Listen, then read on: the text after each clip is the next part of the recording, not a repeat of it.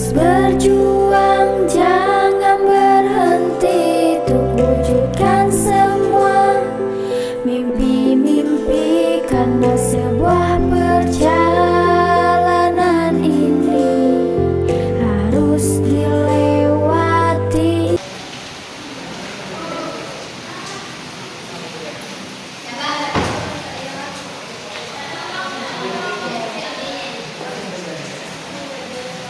Selamat pagi anak-anak. Assalamualaikum warahmatullahi wabarakatuh. Untuk yang pertama-tama, sebelum kita mulai pelajaran, marilah kita bersama-sama berdoa. Semoga ilmu yang kita dapatkan menjadi ilmu yang bermanfaat dan ilmu yang barokah. Monggo berdoa dimulai.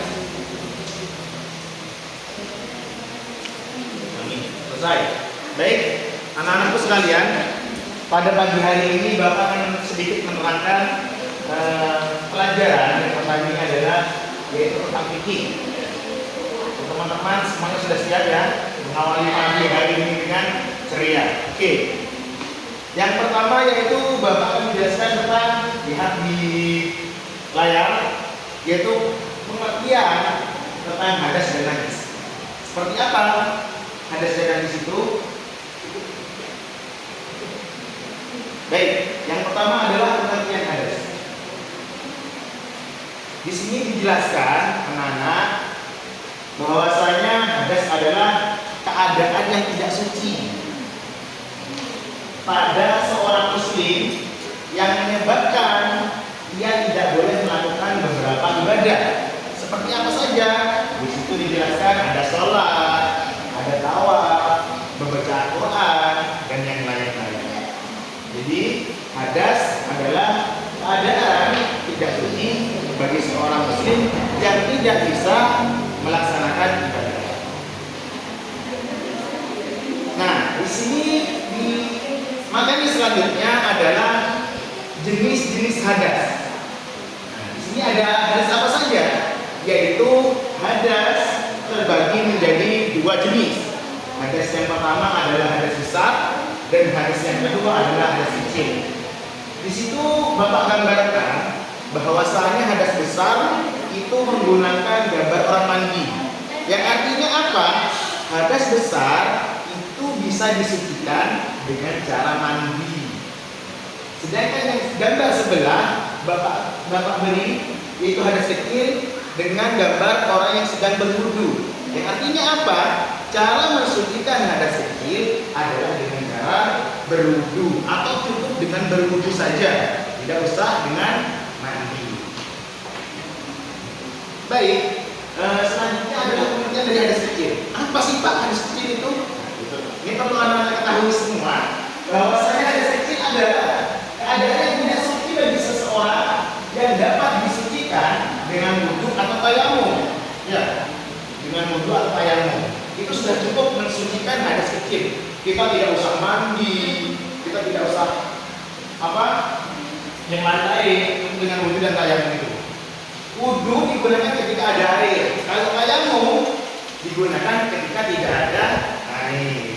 Nah, hal-hal yang menyebabkan seseorang berhadas kecil itu apa saja, Pak? Nah, ini Bapak jelaskan di sini bahwasanya yang pertama, keluarnya sesuatu dari kubur dan dubur.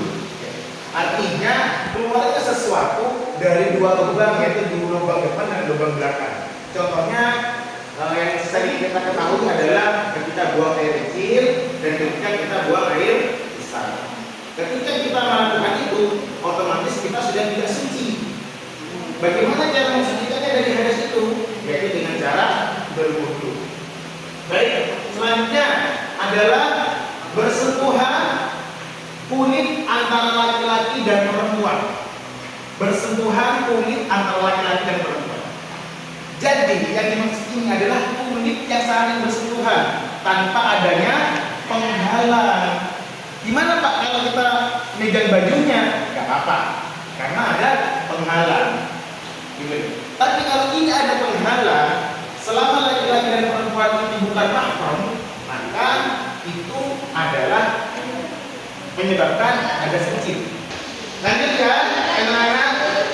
Nanti kita sesi pertanyaan jawabnya nanti juga. Terus yang ketiga, yaitu hilang akal. Nah, hilang akal ini disebabkan karena mungkin mabuk bisa, pingsan juga, ya, gila. Terus ada penyakit yang menyebabkan hilang akal seperti ayam. Terus yang keempat, nah ini juga termasuk, yaitu menyentuh kubul dan dubur. Kedua, kubul itu adalah jalan depan, yaitu tempatnya buang air kecil, kubul. Kalau dubur itu jalan belakang, tempat buang air besar. Selanjutnya adalah hadas besar. Nah, bagaimana? Di sini dijelaskan bahwasanya hadas besar ialah keadaan yang tidak suci pada seseorang dan dapat disucikan dengan cara mandi wajib atau mandi junub. Jadi, anak-anakku sekalian, ketika kalian hadas besar, itu tidak bisa disucikan hanya dengan berwudu saja, tidak bisa. Tapi harus disucikan dengan cara mandi. Di sini ada mandi wajib atau mandi junub. Nah, terus hal-hal apa saja yang menyebabkan kita berhadas besar? Nah, di sini sudah Bapak jelaskan bahwasanya yang pertama adalah bersetubuh, yaitu biasanya dilakukan oleh suami istri. Ya, suami istri. Ya, nanti bab itu nanti adik-adik akan belajar. Intinya suami istri ya. Ketika suami istri berhubungan, maka mereka wajib melaksanakan mandi untuk menghilangkan hadas besar. Terus yang kedua adalah keluarnya mani atau sperma. Itu bisa disebabkan karena kalau seperti adik-adik sekarang ini bisa dari mimpi, bisa atau bahkan disengaja. Karena kata teman-teman jangan nanti bapak yang bingung. Yang ketiga adalah meninggal atau mati. Orang yang meninggal atau mati itu wajib mandi. Siapa? Tapi bukan mandi sendiri. Karena ketika yang mati sendiri, kita yang melayat kabur. Yang memandikan adalah yang hidup. Lanjut, yang keempat adalah haid atau menstruasi. Nah, itu biasanya terjadi pada adik-adik yang cewek. Nah, ketika haid atau menstruasi, maka kita wajib mandi wajib. Seharusnya nifas. Dan yang keenam dilangkah yaitu ketika melahirkan, darah yang keluar ketika melahirkan. Dan selanjutnya, ini adalah pengertian najis. Nah, perlu adik-adik ketahui bahwasanya najis itu betul-betul harus dipahami. Kenapa? Karena dengan najis itu kita bisa masuk neraka. Hanya karena dengan najis. Karena ketika kita najis, kita tidak suci. Ketika kita tidak suci, kita tidak akan bisa melaksanakan ibadah-ibadah.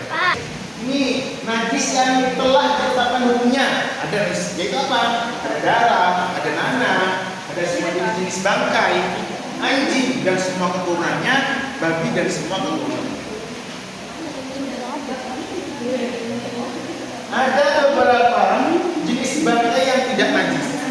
Apa itu? Yang pertama adalah bangkai manusia atau anak Adam. Yang kedua adalah bangkai ikan. Karena kita tidak pernah makan ikan dengan cara disembelih, ya kan? Karena ikan kan mati. Iya bisa. Bukan dipotong-potong, bukan Bisa disembelih. pada akhirnya.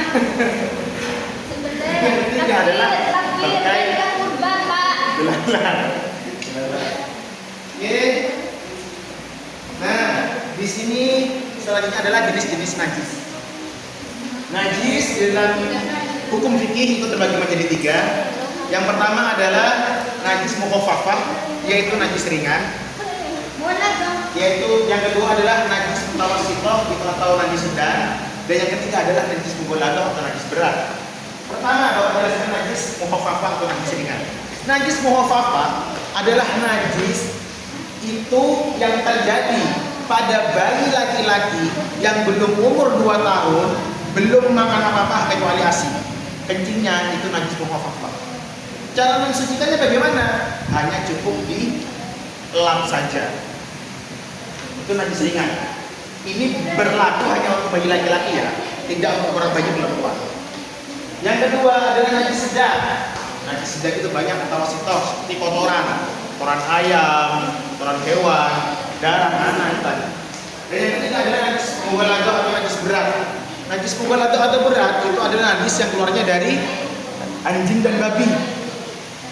Anjing beserta keturunannya. Dalam artian apa? Ketika anjing menikah dengan kambing dan melahirkan anak itu kambing, maka tetap najis mughalladhah. Ya. Kalau salah kucing. Di sama. Baik. Demikian penjelasan. Baik adik-adik, terima kasih.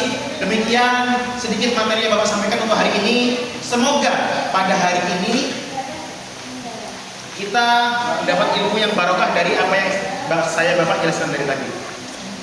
Sebelum Bapak keluar, monggo teman-temannya di absen semua. Oke, untuk hari ini Bapak absen terlebih dahulu ya.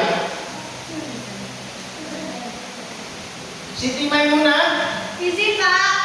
oh isi kemana? Sakit. Siti Marpuah. Beda. Terima kasih anak-anak sekalian.